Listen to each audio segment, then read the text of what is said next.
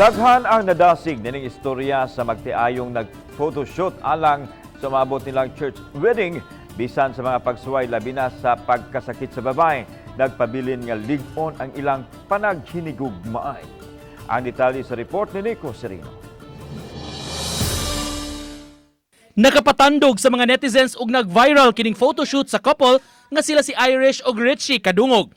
Ang shoot gihimo alang sa umaabot nga church wedding sa duha. Dugay na silang nakasal sa huwes apan pangandoy sa babae nga makasal gyud sa simbahan.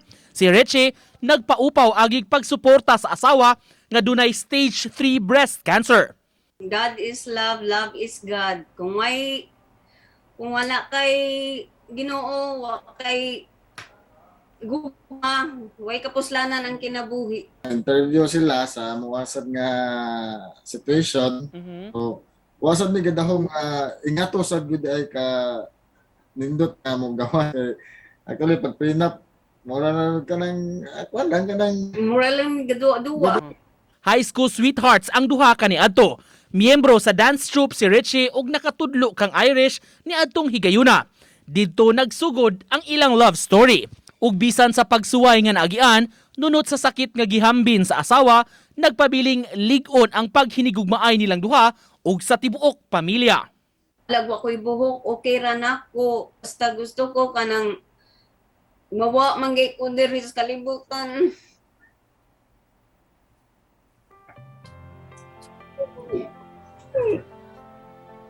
Gusto ko na inana katinood ang akong gibilin sa ilaha.